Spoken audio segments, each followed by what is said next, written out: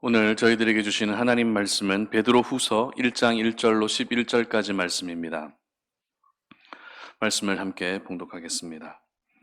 예수 그리스도의 종이며 사도인 시몬 베드로는 우리 하나님과 구주 예수 그리스도의 의를 힘입어 동일하게 보배로운 믿음을 우리와 함께 받은 자들에게 편지하노니, 하나님과 우리 주 예수를 알므로 은혜와 평강이 너희에게 더욱 많을지어다. 그의 신기한 능력으로 생명과 경건에 속한 모든 것을 우리에게 주셨으니 이는 자기의 영광과 덕으로서 우리를 부르신 이를 알므로 말미암음이라. 이로써 그 보배롭고 지극히 큰 약속을 우리에게 주사 이 약속으로 말미암아 너희가 정욕 때문에 세상에서 썩어질 것을 피하여 신성한 성품에 참여하는 자가 되게 하려 하셨느니라. 그러므로 너희가 더욱 힘써 너희 믿음의 덕을, 덕의 지식을, 지식의 절제를, 절제의 인내를, 인내의 경건을, 경건의 형제 우애를, 형제 우애의 사랑을 더하라. 이런 것이 너희에게 있어 흡족한즉 너희로 우리 주 예수 그리스도를 알기에 게으르지 않고 열매 없는 자가 되지 않게 하려니와, 이런 것이 없는 자는 맹인이라 멀리 보지 못하고 그의 옛죄가 깨끗하게 된 것을 잊었느니라. 그러므로 형제들아, 더욱 힘써 너희 부르심과 택하심을 굳게 하라. 너희가 이것을 행한즉 언제든지 실족하지 아니하리라. 이같이 하면 우리 주 곧 구주 예수 그리스도의 영원한 나라에 들어감을 넉넉히 너희에게 주시리라. 아멘. 아는 것은 누리는 것이다 라는 제목으로 말씀 전합니다. 오늘부터 저희들은 베드로 후서 말씀을 함께 묵상하게 되는데요.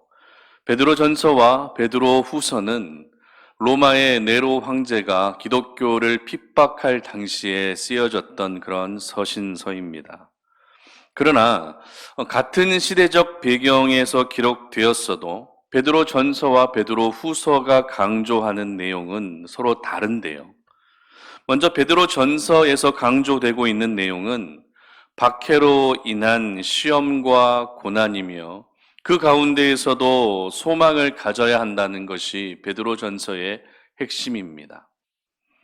그러나 반면에 베드로 후서는 교회 내에 침투한 이단과 거짓 교사들을 경계해야 되고, 이 경계할 수 있는 방법으로 그리스도를 아는 지식에 대해서 강조하고 있습니다. 이러한 차이를 염두에 두시면서 함께 베드로 후서 말씀을 묵상할 수 있었으면 좋겠는데요.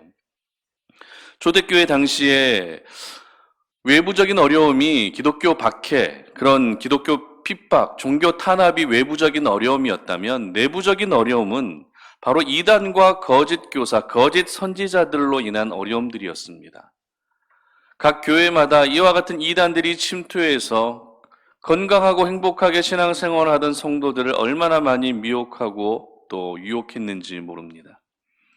그러나 이러한 내외부적 어려움들 가운데에서도 초대교회는 계속해서 성장하고 있었습니다. 참 놀랍지 않습니까?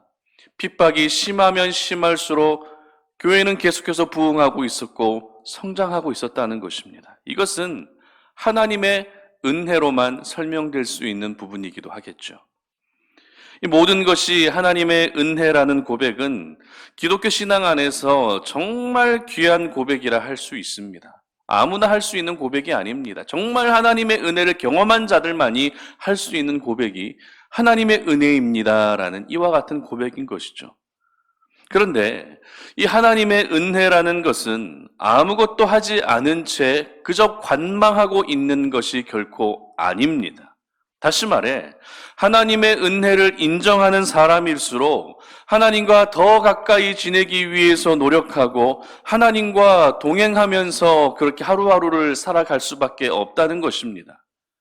하나님의 은혜라고 고백하고 나서 그냥 아무것도 하지 않고 가만히 지켜보는 것은 정말 하나님의 은혜를 진정으로 깨닫지 못한 모습이 되는 것이죠. 하나님의 은혜를 진정으로 깨닫고 경험한 사람은 오늘도 하나님을 만나기 위해서 그렇게 수고하며 몸부림치게 되는 것입니다.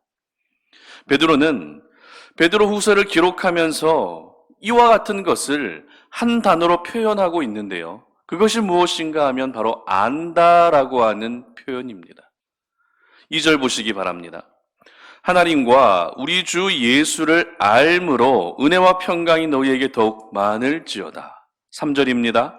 그의 신기한 능력으로 생명과 경건에 속한 모든 것을 우리에게 주셨으니 이는 자기의 영광과 덕으로서 우리를 부르신 이를 알므로 말미암음이라. 그리고 8절입니다. 이런 것이 너희에게 있어 흡족한즉 너희로 우리 주 예수 그리스도를 알기에 게으르지 않고 열매 없는 자가 되지 않게 하려니와. 아멘. 이처럼 베드로는 베드로후서를 시작하면서 아는 것에 대해서 집중적으로 반복하고 강조하고 있었던 것입니다. 그렇다면 아는 것이란 무엇을 의미하는 것일까요? 도대체 이 안다라는 말의 구체적인 의미는 무엇일까요? 여러분, 안다는 것은 지식을 전제하고 있는 표현이겠죠. 그렇다면 그 지식은 무엇에 대한 지식을 가리키는 것일까요?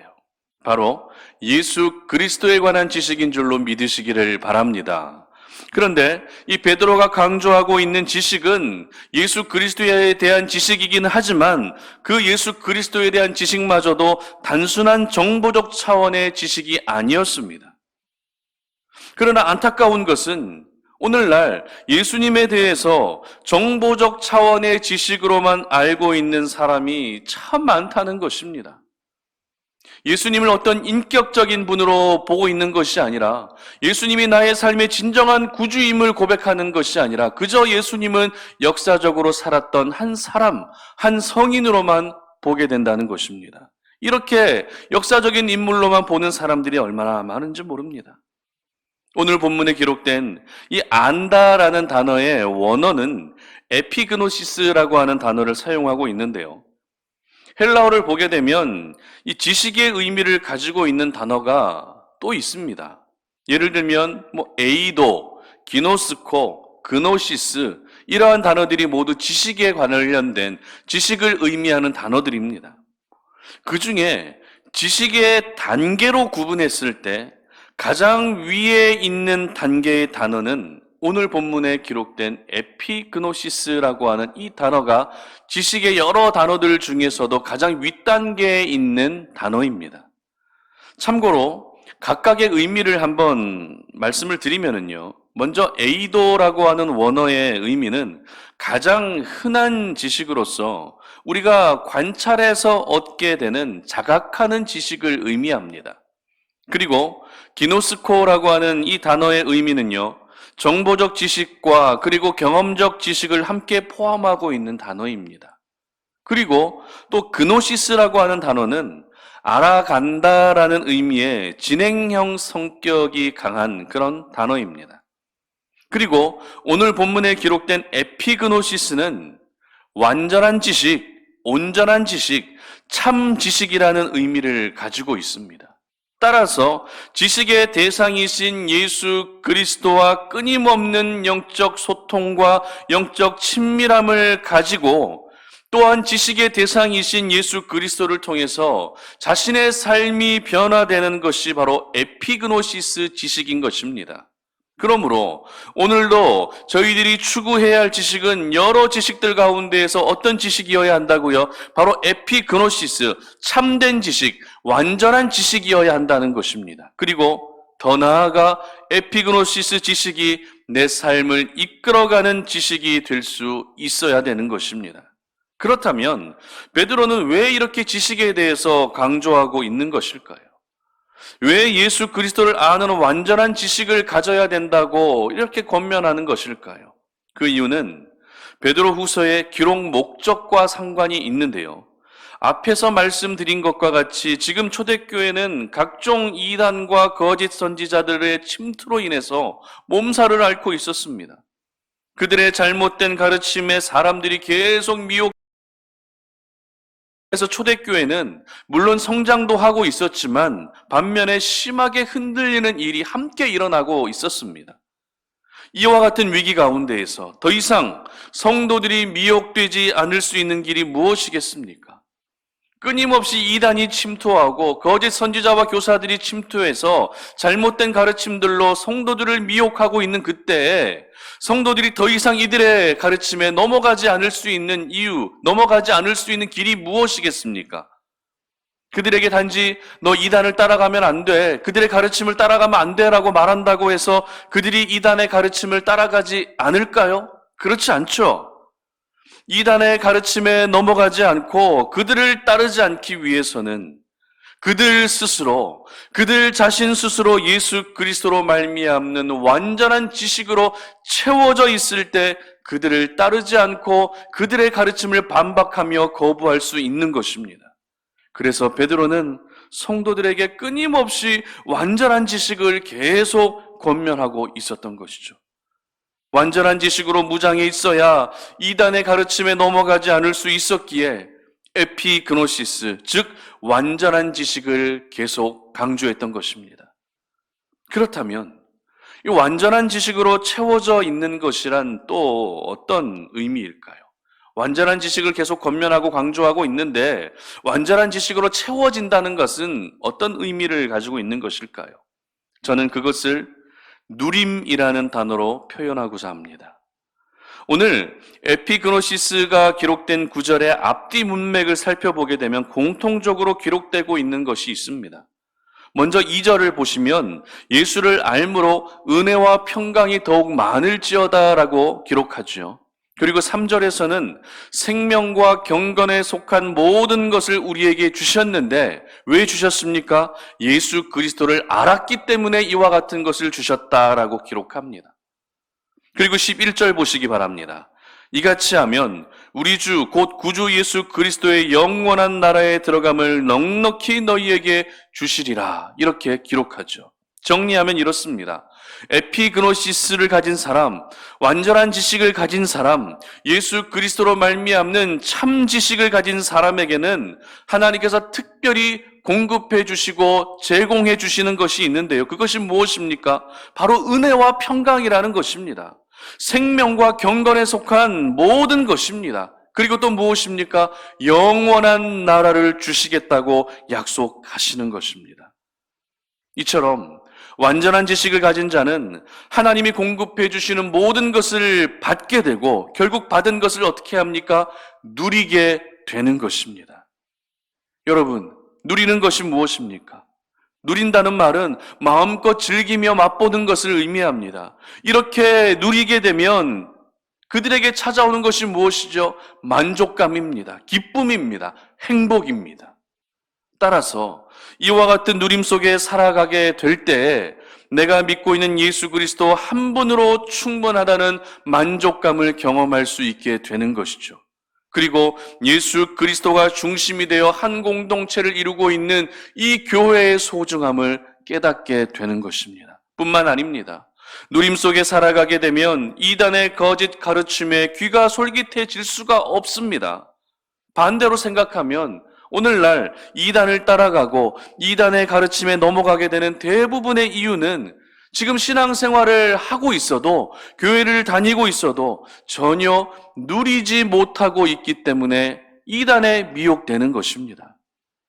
하나님을 제대로 만나면 신앙생활의 행복을 마음껏 경험하며 누릴 수 있습니다. 그런데 오늘날 많은 그리스도인들이 하나님을 제대로 만나지 못하고 어중간하게 만나다 보니 결국 이단에 미혹되는 일들이 얼마나 많이 일어나고 있습니까?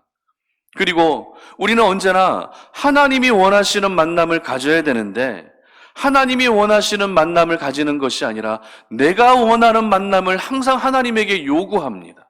그러다 보니 어떤 현상이 일어납니까? 성경에 기록된 하나님이 아니라 내가 만들어낸 하나님과 만나는 신기한 일들이 우리 주변에 일어나고 있습니다. 이러다 보면 내 뜻대로 되지 않을 때 결국 하나님을 떠나게 됩니다. 계획대로 일이 잘 풀리지 않을 때 하나님을 원망하게 됩니다. 결국 듣기에 새롭고 좋아 보이는 이단의 가르침에 미혹되고 마는 것입니다. 그러므로 여러분 모두 부담스러운 신앙생활이 아니라 누리는 신앙생활을 할 수 있기를 바랍니다. 누리는 신앙생활은 우리가 에피그노시스, 즉 완전한 지식을 추구하고 사모할 때 가능해지는 것입니다. 완전한 지식은 결코 학습으로 얻어지는 것이 아닙니다. 오늘도 우리 주님과 기도와 말씀으로 교제하고 기도와 말씀으로 인격적인 만남을 갖고 예수님을 오늘도 나의 마음의 중심에 두며 살아가게 될 때 우리는 그 완전한 지식을 소유할 수 있게 되는 것입니다. 그리고 하나님과 매 순간 동행함으로써 나의 생각도 나의 삶도 나의 인격도 예수님을 닮아가게 될 때 우리는 완전한 지식으로 무장될 수 있는 것입니다. 오늘 하루 여러분 모두 우리 예수님을 알기 위해 더욱더 힘쓰고 수고할 수 있기를 바랍니다. 호세아 선지자가 고백했던 그러므로 우리가 여호와를 알자 힘써 여호와를 알자라고 했던 이 고백이 바로 여러분들의 고백이 될 수 있기를 바랍니다. 그래서 완전한 지식을 통해 하나님이 공급해 주시는 모든 은혜를 누리시고 그 누림의 기쁨을 가지고 미혹의 영들에 대적하며 그들의 가르침에 빠지지 마시고 신앙의 순결을 지켜서 주님 오시는 그날 우리 주님께 칭찬 들을 수 있는 믿음의 사람들이 되시기를 주님의 이름으로 축복합니다. 기도하겠습니다. 살아계신 아버지 하나님 감사합니다. 오늘 이 아침에 우리가 주의 말씀을 듣고 오늘 하루 나의 구원자 되시며 나의 생명이 되시는 우리 주님을 더 깊이 알아가기를 소망합니다. 완전한 지식을 소유하기를 원합니다. 예수님에 대한 참 지식을 소유하기를 원합니다. 그래서 예수님을 알아감과 동시에 우리 하나님이 공급해 주시는 그 은혜를 날마다 누릴 수 있는 저희들 되게 하여 주시옵소서. 누릴 때 만족감이 찾아오는 것입니다.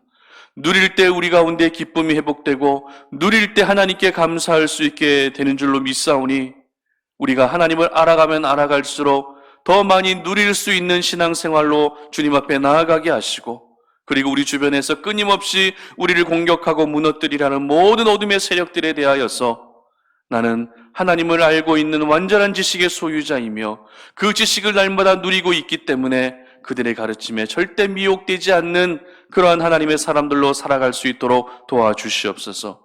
감사드리며 예수님의 이름으로 기도드립니다. 아멘.